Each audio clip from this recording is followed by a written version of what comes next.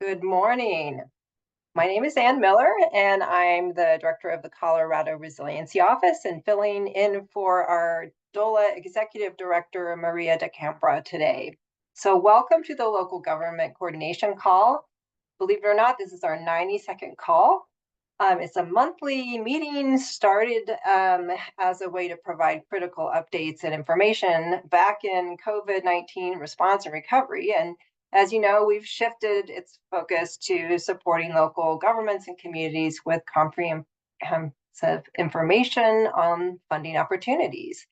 While we primarily focus on open federal funding that is eligible to local communities through the Infrastructure Investment and Jobs Act, as well as the Inflation Reduction Act, we also provide a holistic approach to local community funding by highlighting relevant state programs as well. And today's funding topic, which we'll get to shortly, is water funding. In addition, this call continues to be an opportunity to receive important and timely updates from DOLA and other state agencies. And we'll begin with some general updates from DOLA. The State Demography Office is currently working on the annual update to population, households, jobs, and housing unit estimates and forecasts. If you have any questions, concerns, or new projects, please contact the office. And within the Division of Housing, several announcements here. So the division has provided an impact update on two programs funded by the American Rescue Plan Act. The Federal Stimulus Transformational Homelessness Response Grant Program awarded close to $87 million across 64 grants. You can see more details in the chat. And in addition, the Transformational Affordable Housing, Homeownership, and Workforce Housing Grant Program awarded over $138 million across 40 awards. Again, details are in the chat. As the Division of Housing works toward the directives in Governor Polis's Strategic Growth Executive Order, the division is amending its award letters to clearly state the timelines our grantees and borrowers must meet to successfully close deals within 90 days. Award letters will now expire 105 days from issuance. This time frame includes 15 days for projects to be handed off to division's contracting team. So that's all an effort to expedite our housing development. And in the Division of Local Government, there's several updates as well. For those who opted into Proposition 123, the local planning capacity grants support local and tribal governments with that planning capacity. So the program can fund adoption of expedited review, hiring staff and consultants, making land use code changes, software solutions, and more. The next funding round opens May 1st and closes June 3rd. You must first meet with Robin DeFalco, program manager, to discuss your project and be invited to apply. You can find more information on the DLG website that will be linked in the chat. In addition, DOLA is hosting informational webinars on April 22nd and 25th to provide guidance and clarity around the Proposition 123 requirement to expedite review of affordable housing. See the links in the chat to register. DOLA's guidance does not prescribe an approach, but instead provides a list of strategies and approaches, and each community will need to determine which strategies are most effective for their local processes. The Community Development Office is hosting a monthly peer exchange series for local governments working on affordable housing strategies and land use issues. This interactive virtual series will take place on the third Thursday of each month, starting May 16th from 9 to 10. The intent of the series is to provide a forum for sharing challenges, successes, and innovative approaches, to learn from peer communities across Colorado who are implementing solutions to local housing challenges. Each month will feature a different topic with brief presentations from selected Colorado communities, with time allowed for questions and discussion. The first topic on May 16th will address software solutions for expedited review. Future topics will be selected based on participant input. You can register for the series and receive updates about future scheduled topics. Please see the chat. Applications are open for the Microgrids for Community Resilience program through June 13th. While the 2024 application cycle webinars have ended, you can view recordings of all 3 webinars on the Microgrids program website. You may also join the May 30th 1 to 2 office hours ahead of the application deadline. All right, so we'll now turn our focus to navigating funding to support local community priorities. Navigating federal funding process, as you all know, is challenging and resource consuming, especially for smaller and rural communities. However, your hard work can pay off. And we're going to give you 2 examples today related to the funding conversation on water grants. So the Blue River Watershed Group, in partnership with the town of Silverthorne, received over 1.8 million in WaterSmart funding to repair degraded aquatic habitat in the Blue River downstream of the Dillon Reservoir in Summit County. The second project is the Northern Colorado Water Conservation District, in collaboration with the Comanche Valley Ecosystem Restoration Collaborative in the Grand County area and Rocky Mountain National Park area, received $761,000 in WaterSmart funding to study and design a suite of restoration projects within the valley, aimed to return the landscape to a natural ecosystem. Finally, we want to thank you for your responses to the webinar survey that went out at the end of our meeting last month. And we've heard your feedback, and we're going to work to include more local government voices in this call moving forward to highlight some of the wins. This is it for our updates, and now we can dive into our Pathways webinar, which will be introduced by Shale Sabo from the Colorado Resiliency Office. And as I mentioned, our topic today is state and federal water funding, mainly focused on the Infrastructure Act funding. Shale, take it away. Thanks. Great, thank you so much, Anne. Yeah, so this Pathways webinar is a continuation of the series that we've been providing for a couple of years now related to funding to support local communities and navigating challenges. This is a part 2 of another water-related webinar that we had done last spring around this time, kind of diving a little bit more deeply into some of the IIJA funding, but also and some technical assistance opportunities, but also some of the state funding that's available to support these projects as well. So Veronica, I believe, is pulling up the slides. Thank you so much. And I believe we are starting with Desi from DOLA. Hi, yeah, thanks so much. I'm Desi Santera. I'm with the Department of Local Affairs. I'm the Water and Wastewater Program Manager. And I'm here today to talk about a couple of different options for drinking water and wastewater projects, starting with an overview of the State Revolving Fund program. I will highlight some additional funding opportunities outside of the State Revolving Fund, and talk briefly about some technical assistance for helping to get these projects through. So starting with the State Revolving Fund, this is a loan program for drinking water and wastewater projects. In Colorado, this program is run by the Water Quality Control Division of the Colorado Department of Public Health and Environment, the Department of Local Affairs, and the Colorado Water Resources and Power Development Authority. This program offers loan terms up to 30 years and below market interest rates. There may also be grants available to assist disadvantaged communities in their process of preparing to apply for a loan. And limited principal forgiveness may also be available to certain borrowers and certain project types. Next slide, please. Eligible applicants differ depending on the type of project that is coming through the program. So for drinking water projects, local governments and private nonprofits are both eligible borrowers. However, the drinking water systems must be considered public water systems under the Water Quality Control Division. On the wastewater side, only Colorado local governments are eligible for funding in the State Revolving Fund. Moving on to eligible projects, the eligibility for projects in this program are very expansive. So most drinking water and wastewater projects are eligible. So think your collection and distribution type projects, treatment projects, consolidation or regionalization type projects.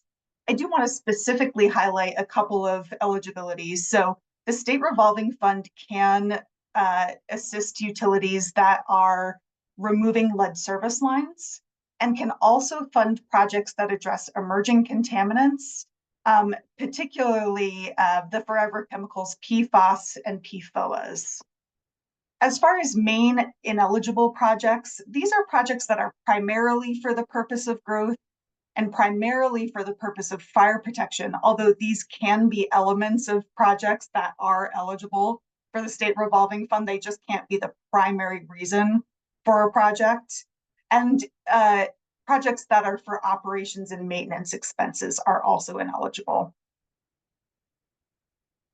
So for typical funding size and program capacity, most of the projects that we fund are fairly small, usually at or under about $3 million. And so those are projects that we fairly typically have the capacity to fund. Recently, we've been seeing a lot of demand on our program, and particularly a lot of demand for very large projects over $10 million, which has had some impact to our program capacity. And basically what this means is that on the wastewater side of our program, we see a very heavy amount of demand, and it means that wastewater loans are likely to be competitive for the next few years, and not all eligible projects will receive funding.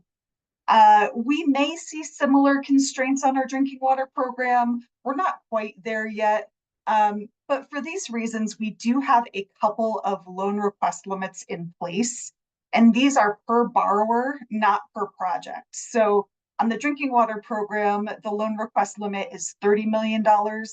And on the wastewater side of the program, the loan request limit is $18 million. So to look just very high level at the funding process, I'm not going to get too far into the details of this process, except to really say that we want to talk to potential borrowers pretty early in their planning process.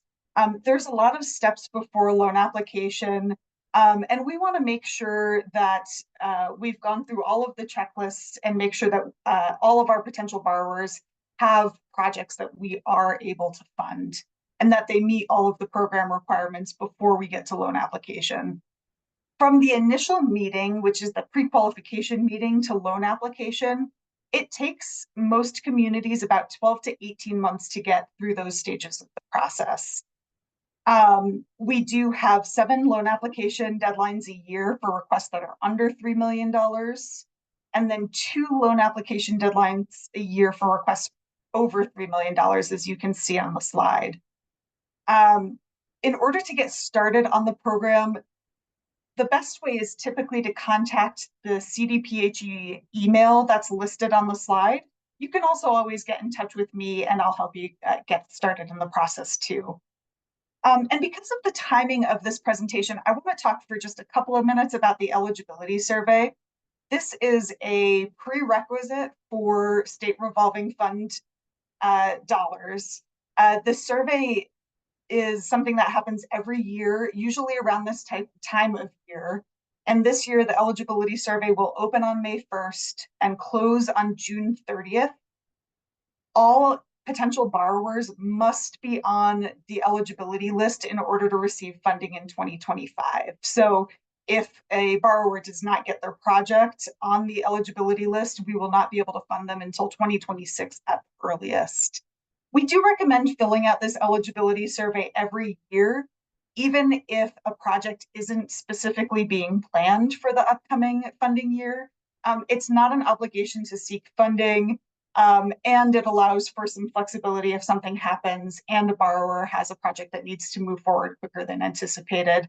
It also helps our program to estimate funding demands. So information about this survey will come out from the Water Quality Control Division. So keep an eye out for those emails starting on April 30th. Now I'm going to shift gears just a little bit to highlight a couple of additional funding sources. starting with the USDA Rural Development Program. So USDA has a great loan program that's very similar to the state revolving fund and can fund similar types of projects. They also have grants and principal forgiveness available for eligible borrowers. And then I want to move to the next slide so we can look a little bit more in depth at the Water Quality Control Division grants. The Water Quality Control Division has a number of grant programs, but these are the more general programs that are applicable to more types of borrowers. So first off is the Water Quality Improvement Fund grant program, which is for stormwater management and best practices training, as well as the planning, design, and construction or repair of stormwater or wastewater facilities. The next program I want to highlight from the Water Quality Control Division is the Small Communities Grant Program, which can fund both drinking and wastewater projects for entities that serve a population of no more than 5,000 people. Both of these programs will typically have requests for application no more than once a year. And the Small Communities Grant Program is not funded every year, but keep an eye out for that one. It is good when it is available. I also want to highlight the new Small Communities PFAS and Emerging Contaminants Grant Program. This is additional funding for those emerging contaminants and PFAS projects that can fund both the planning and design of projects as well as the infrastructure and construction. So that's a great one. We know there's a lot of issues with PFAS in Colorado, so there is also a lot of funding available for those types of projects. Moving on, I will highlight the first of two DOLA programs. The Energy and Mineral Impact Assistance Fund is a grant program that also has a loan option. It can fund drinking and wastewater projects, as well as a lot of other local projects. And it does require a 50% local match. There are usually 3 application cycles a year, and grant requests can be in any of 3 tiers. So administrative grants up to $25,000 are requests that can be submitted to your regional manager at any time. And then tier 1 and tier 2 requests come in on the 3 application deadlines. And in order to get started with this funding, contact your DOLA regional manager. And then the next program I want to highlight is smaller. This is the Community Development Block Grant Program. Like Energy Impact, it can be used to fund drinking and wastewater improvements as well as other local projects.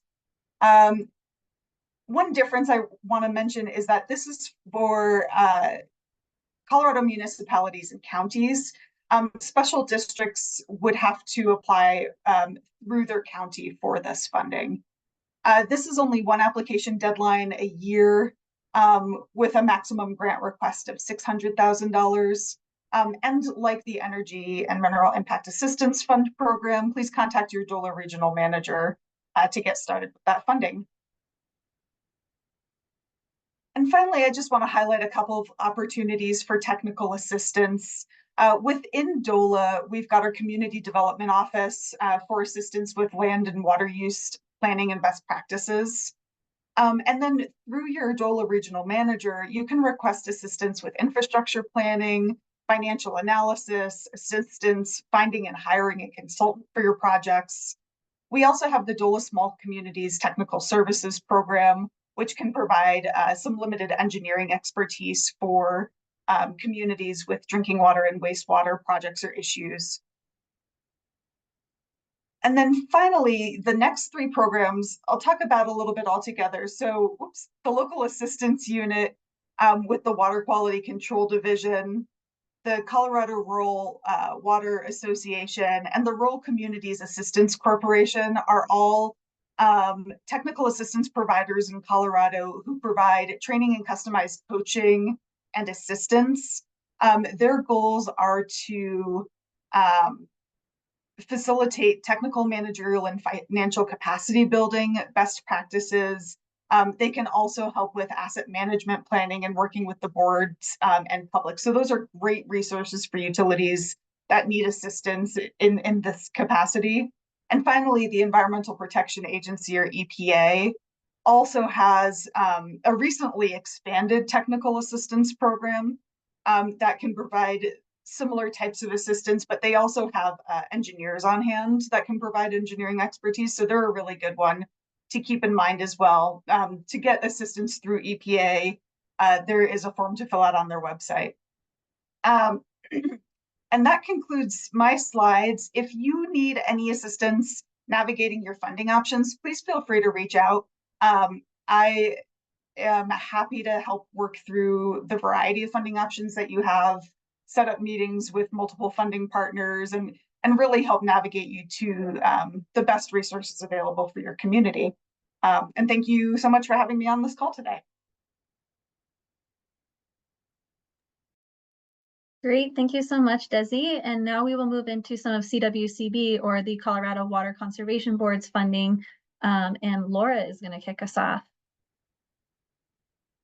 Good morning, everybody. My name's Laura Span, and I'm with the Colorado Water Conservation Board. I'm a regional water plan grant manager. There's 4 of us across the state, and I cover the Southwest and Rio Grande basins. And thank you, Dola, for the invitation to speak on our funding opportunities. Our agency is really focused on the other side of the equation, which is the raw water, or the source water. So I guess I'd start first with, what is the Colorado Water Conservation Board? We are an agency nested under the Department of Natural Resources, along with CPW and the Division of Water Resources. And our mission is to conserve, develop, protect, and manage Colorado's water for present and future generations. If you think that mission is broad, you're right. And that's why we have board members from around the state to provide input on those different topics. So we really consider ourselves a water policy and funding agency statewide. So you can see if your river basins mapped here, along with the board members representing your area. We also have several ex officio board members representing different agencies and their interests on our board. Yeah, next slide, please. Thank you. Yeah, so while we have lots of raw water funding programs, here are the 4 we thought local governments might want to hear about today. I know we also have some NGOs, maybe private ditch companies or water conservancy districts on the meeting today as well. So, you know, these are also applicable and eligible programs for you to apply to. We have our water plan grants program, the Water Supply Reserve Fund grants, our loan program for larger projects, and as you've been reading about in the news, likely the turf replacement program. Eligible applicants include public entities, nonprofits, private ditch companies, and some private entities can apply. We kind of like to talk about that on a case-by-case basis. And we also require match for most of our loan or for our grant programs, and loans can be used as match for those grants if you don't have anything on hand. Yeah, so we'll start with the water plan grants. As you all may be familiar, the state has adopted a water plan, first in 2015, and then it was newly updated in 2023. This plan guides how we support our partners and our agency actions for securing Colorado's water future. And so the water plan grants are the program really supporting our partners in implementing this plan. It's divided into several categories. So you can see the types of projects are pretty broad and varying. So we have funding available for storage and supply. I would note that for this particular program, that would be creating new storage. So a new reservoir or dredging an existing reservoir, those are some examples. Water sharing agreements, these are creative solutions we might see between municipalities and agricultural users. Conservation, land use, and drought planning. This could be, for example, how you incorporate water into your land use plan for a county. Engagement and innovation, this can really run the gamut of different educational efforts to help get your community up to speed on your water priorities. Agricultural projects, this can be ditch improvements, diversion improvements, and watershed health and recreation projects. This can go from access to habitat restoration. And in this program, we give preference to projects with multiple benefits and purposes. For this next fiscal year, we've requested from the legislature $23.3 million. So a really well-funded program at the moment. The water plan grants, here's just a couple starting points. And I would second what Desi says. I know this is a lot of information, so if it's just easier to call one of us, we often coordinate on requests. And if you're not sure if your project lands in raw water or treated water or both, or where to start, I'm happy to help with that. So the deadlines for water plan grants are July 1st and December 1st. We look to these particular questions as a starting point. Do you demonstrate a commitment to collaboration through your project, address an identified water gap in the water plan, and demonstrate sustainability? And bonus points if you can identify the mountain in that photo. I'll give you just a second. Yeah, you can put it in the chat if you know it. All right, next slide. Yeah, and water supply reserve. Some of you engaged locally. Yeah, you got it. Yeah, that's Sleeping Ute Mountain. Wow, great, I will. Hey, we got a couple who got it. Yeah, so water supply reserve, for those of you engaged locally, this is the money that the local roundtables guide and recommend how it should be funded. It's state dollars, but those local stakeholders choose the priorities and kind of make the recommendations here. It's intended for critical local needs that align with the Colorado Water Plan. And this is an area that can support aging infrastructure. So I would flag this, for example, if in your community there was a ditch blowout impacting a lot of irrigators, may not necessarily be new storage, but this is an area where they could get funding. There's a statewide account and a basin account. The statewide account balance is 7.7 million as of last month. And funding for each basin varies annually. So happy to connect you with those individual roundtables and see if your project is a better fit for water supply or the water plan grants.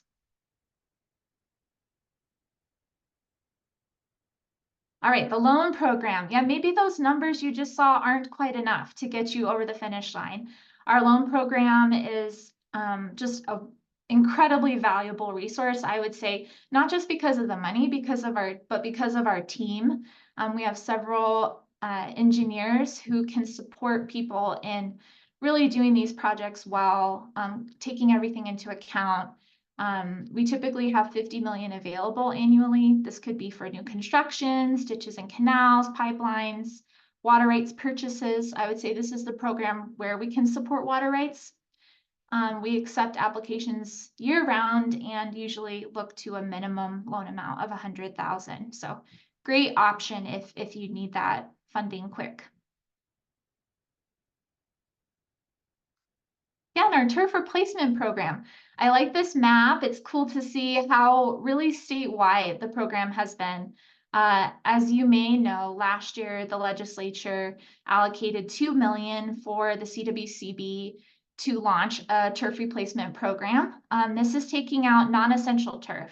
For baseball fans in the audience, that's not your baseball field. Those are the medians that get irrigated and mowed all summer but not used, that kind of thing. So we awarded initially 50 eligible entities on the map there. That's funding must be spent by 2025. And the current request with the legislature is for another 2 million for next year. So look for those opportunities. We also have a partnership with Resource Central that can be a good option if you have some kind of smaller scale projects you like to pursue. So yeah, thank you. Next slide on that one. Yeah, so I wanted to give you a couple examples of just what our grants have looked like for local governments and kind of the array of projects. And, you know, these are some examples. I've outlined the parameters, but if you have a creative idea you want to talk to me about, we are really trying to be a get to yes sort of agency. So please talk to us about it. So Alamosa County, they had a water plan grant awarded in 2023, $100,000 to focus on water resources for their comprehensive plan. As you know, Alamosa County is really dependent on groundwater and surface water for their future. So we supported that effort. The town of Dove Creek, a few years ago, you may have read in the news, was at risk of not having any municipal water late in the season. They are looking at building a second municipal reservoir, and we have awarded them an $800,000 grant and I think that's $800,000 loan with the $8,000 in interest for their design, engineering, and construction of a new reservoir. I've got just two more here. Adams County was awarded a grant in 2019, $100,000 for construction of their Clear Creek Whitewater Park. Sounds like fun. Highline Ditch Company was awarded through the Water Supply Reserve Fund for 2024. That was $120,000 to pipe a ditch that provides both irrigation and municipal water to the town of Hotchkiss. So as you can see, local governments really take advantage of all these different funding programs with a diverse array of projects.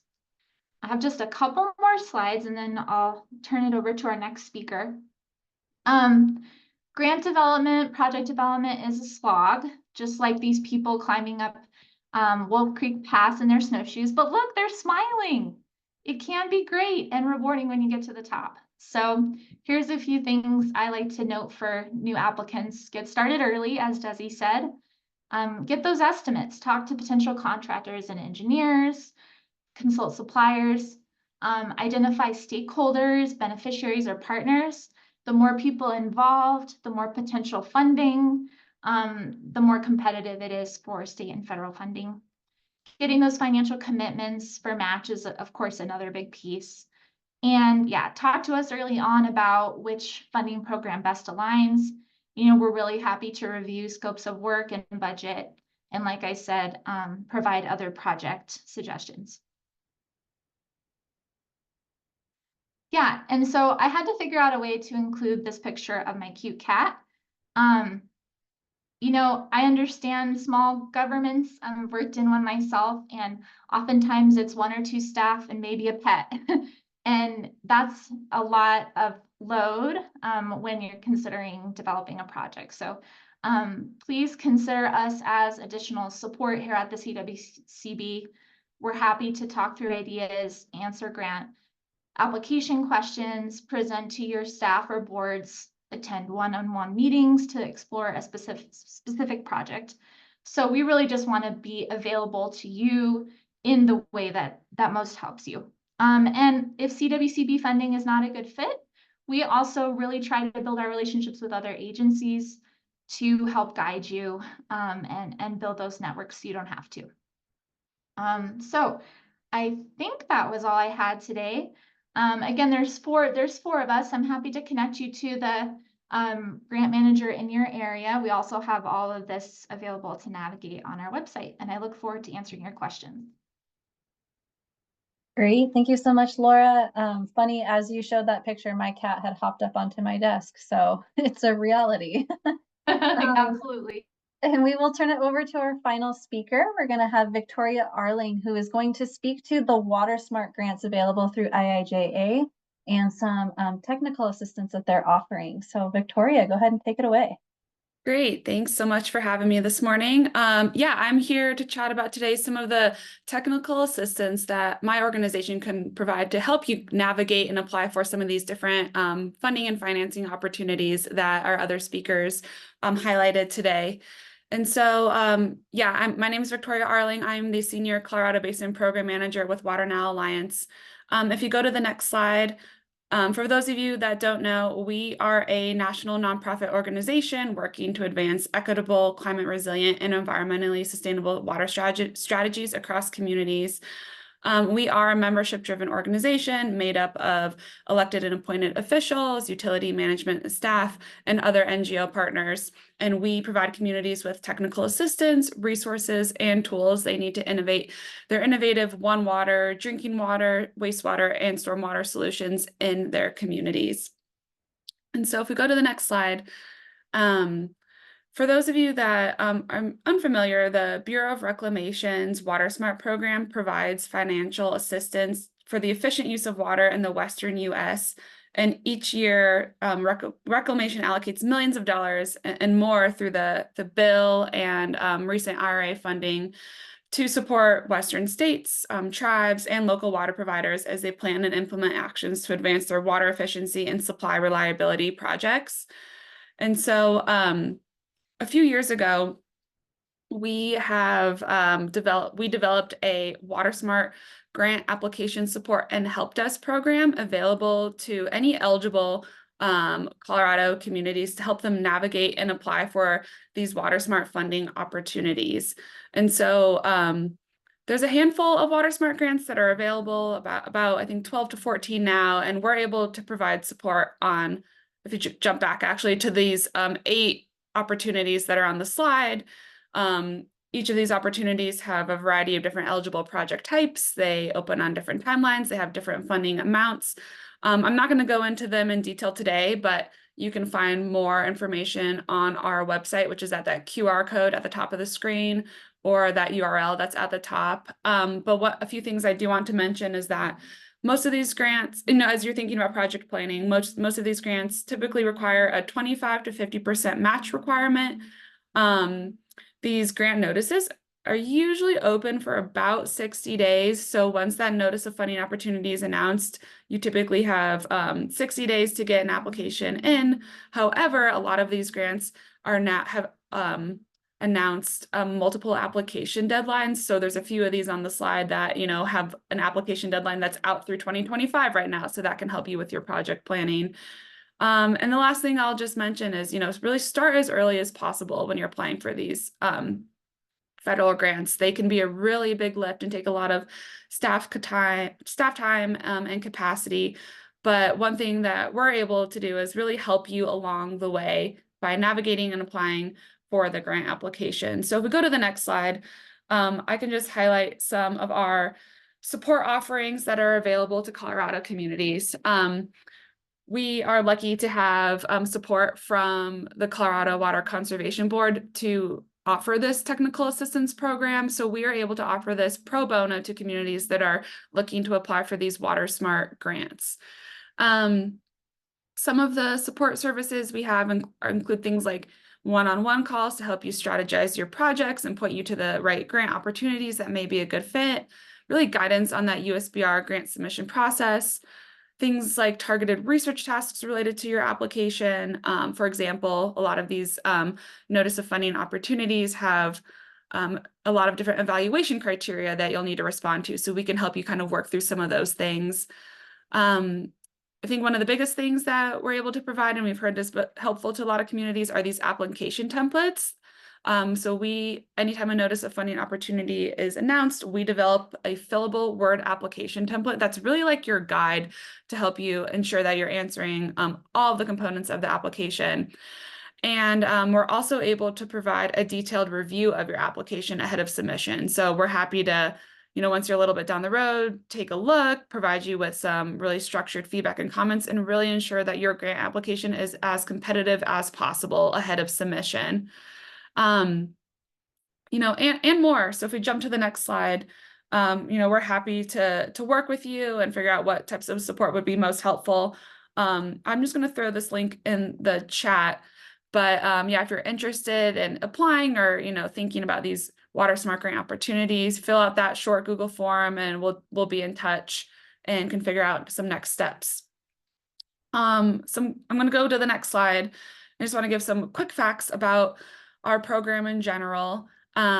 We have done this program in Colorado for about the past 4 years now. We've supported dozens of communities navigating the WaterSmart grant application process, and this has resulted in 14 successful applications to date, leveraging over 8 million in USBR funding and 24 million in total project costs that we've able to bring into Colorado. On the next slide, I'm just going to quickly highlight some case study examples that are on our website. The city of Alamosa recently received a $500,000 grant in WEEG funding to help upgrade their irrigation systems on one of their golf courses. If you go to the next slide, a few years ago, we helped the city of Aspen with their SWEP application. They received about $75,000 for to fund their irrigation efficiency rebate program. This includes things like irrigation evaluations, irrigation system equipment, and turf replacement. And if you go to one more slide, the last case study I just want to highlight, we helped the city of Greeley with their WEEG application. They received a $2 million grant from USBR to update to AMI in their community. So these are just a few examples I wanted to highlight. They are available on our website. And I'll note that in about a month and a half or so, my organization is hosting a WaterSmart specific webinar where we're going to have some of these panelists come speak to, their application tips, lessons learned about their projects. So I just threw the link in the chat. If anyone's interested in registering for that webinar, it is also free to attend, and it will be on May 29th. And then just to highlight a few resources available on our website, we develop fact sheets for all of the grants that we're able to provide support on. We have some information about application tips. As I mentioned, we try to do a few webinars each year. We have a blog. And yeah, there's a lot of info on our toolkit. I recommend you check it out. And I will also put the link to our Tap into Resilience toolkit in the chat as well, in case you have questions or want to learn more. So that is our WaterSmart support. I do want to highlight one new technical assistance program that we're launching on the next slide, coming up this summer. So this will be really modeled after our WaterSmart program, but we are hoping to provide pro bono support to communities that are looking to apply for the Colorado State Revolving Fund loan. So as Desi mentioned, the Department of Local Affairs, Water Resources Power Development Authority, they have two revolving loan programs, the Drinking Water Revolving Fund and the Water Pollution Control Revolving Fund. And one thing we're going to be doing through this TA program is revamping our website. We're going to put a lot of resources such as fact sheets, how-to guides, things like that. We'll be doing a lot of outreach to our Colorado contacts, to notify them of the eligibility survey she mentioned, upcoming application deadlines. We're going to put together some blogs, do some webinars, presentations, including folks that have applied and successfully received these loans, so you could hear about lessons learned, things like that. And then similar to our WaterSmart grant support, we're going to have, one-on-one consulting hours or calls where we can help you kind of work through different components of your application and then really help you dive into what is needed most to really, ultimately help you navigate and apply for the SRF program as well. So I think we'll just jump to the next slide. I'm here, I'm available as a resource. If you have questions on or need help, navigating either these WaterSmart grants, the SRF program, or even exploring other types of state or federal funding, we're here to help. Please reach out to me if you have any questions or check out more on our website. And I think that'll wrap me up. Thank you. Wonderful. Thank you so much, Victoria, and thank you to all of our speakers. We are going to go ahead and move into questions and answers right now. So again, as a reminder, you are able to use the chat, you're able to use the Q&A, or if you feel like you want to ask your question out loud, use the raised hand feature at the bottom of your screen, and we will unmute you so that you can ask your question out loud. So I will first start. There was a question in the Q&A, and we did drop a link in the chat already for the water quality programs, but just wanted to double check with Peter Gibbons that we dropped the link to the webpage outlining the water quality fund that you were looking for, or was that a different one? So if you just let me know in the chat, and then I will hop to the next question. So this question is for Water Now. Do you have any examples of municipalities less than 10,000 in population in Colorado that Water Now has served with the BIL or IIJA opportunities? Hey, Scott, thank you so much for your question.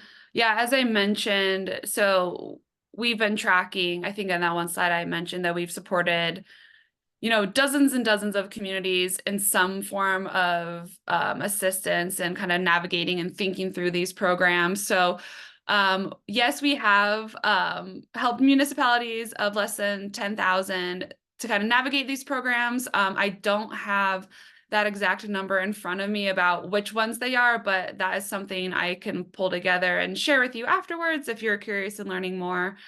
So I'd be happy to kind of pull together some of those metrics. Awesome. And then I'm going to go back through some of these questions were answered as we went, but just in case folks are on their phone or anything like that. The first question was, how do we find our local DOLA representatives? So we do have a website that lists each of the different contacts for your region.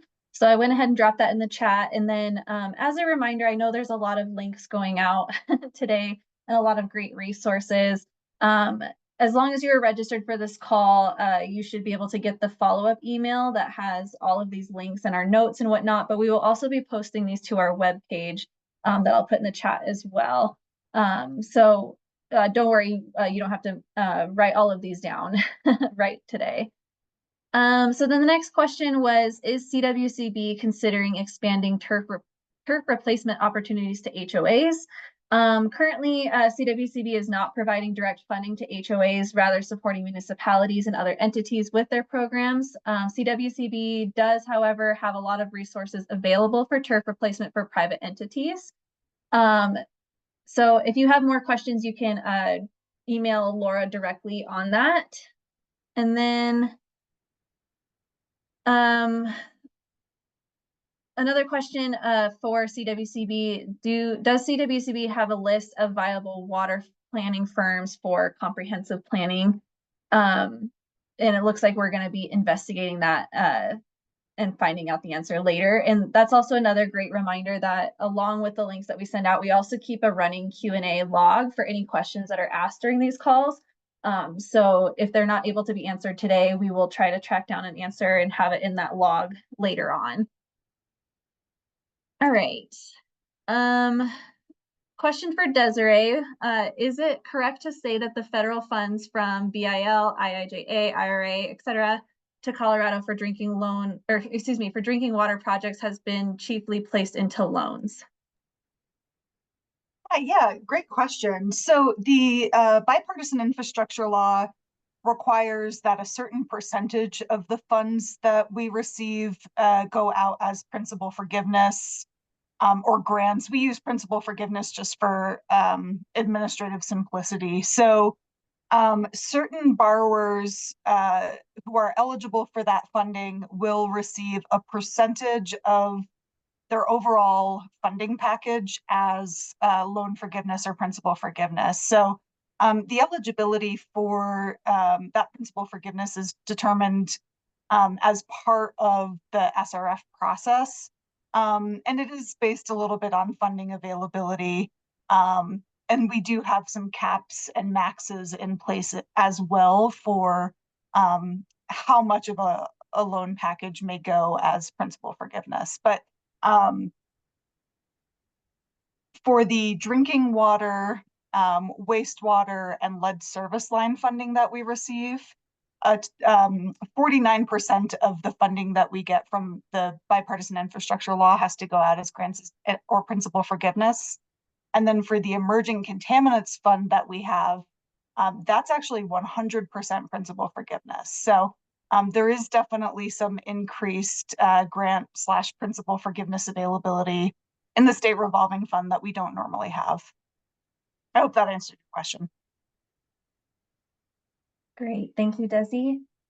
So I believe this question was for CWCB, and it was kind of answered in the chat, but again, just in case folks are on the phone, the question was, are there any grants or loans that would qualify for replacing sprinkler systems in parks and the golf course? And Catherine let us know that it looks like we haven't funded those so far, but it might fit into broader efforts and other projects. So again, recommending reaching out to the CWCB regional manager for your area, and they can chat with you about the options that are available. And then it looks like you did answer Scott's question, Desi, so thank you. I think we already asked the question around turf replacement.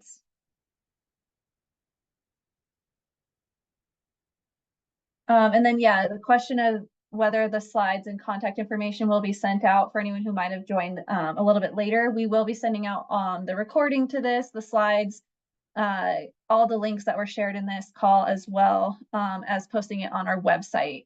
So in addition to sending it out via email, it'll be available later on our CRO website, which Veronica, if you don't mind putting that in the chat, that would be wonderful. I'm not seeing any other questions oh, 1 second.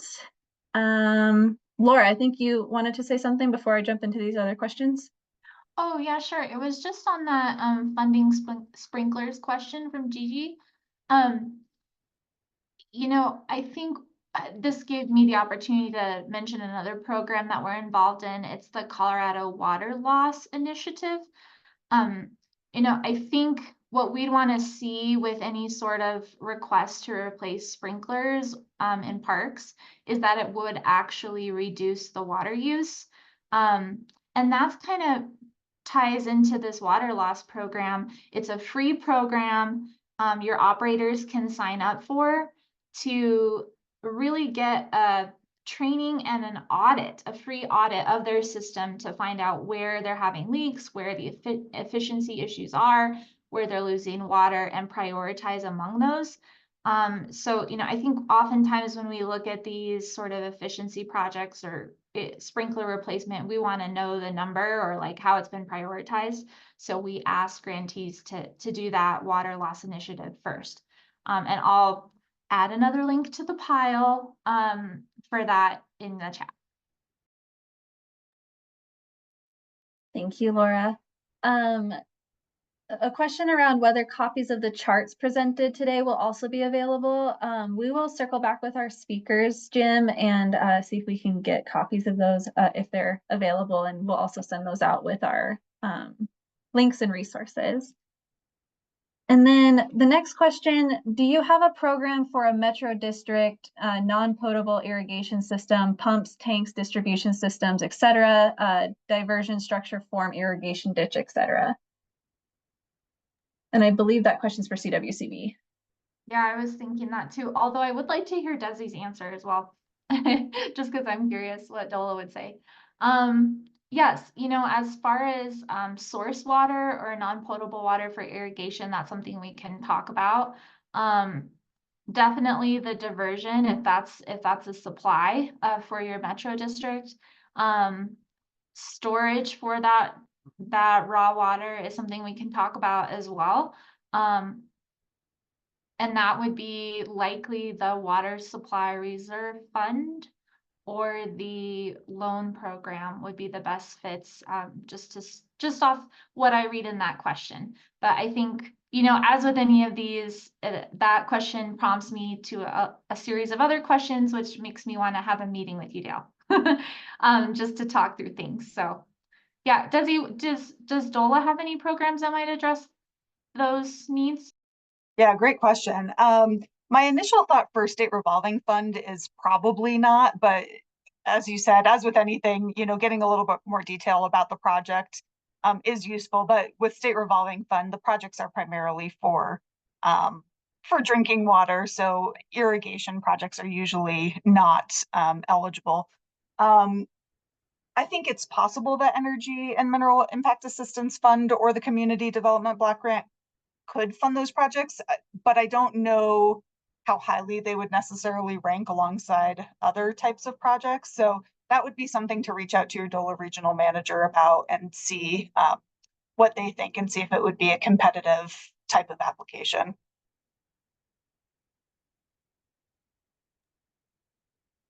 Wonderful. Well, I do think that is all of the questions that we have today. I will give it just one more minute in case anyone has a last second question that they want to ask. Otherwise, we will be sending these out again via email and on our website. So thank you to each of our speakers and to all the participants. This is a really key topic for Colorado communities, and I think everyone came away with a lot more resources, and knowing that you have this great technical assistance from each of our speakers that was offered as well. So take advantage of that, look for all the links and follow-up email for the details. And please join us for next month. And on May 15th, the topic will be best practices for grant applications. So thank you again for a really productive call today, and we look forward to seeing you next month. Until then, reach out if you have questions, and take care.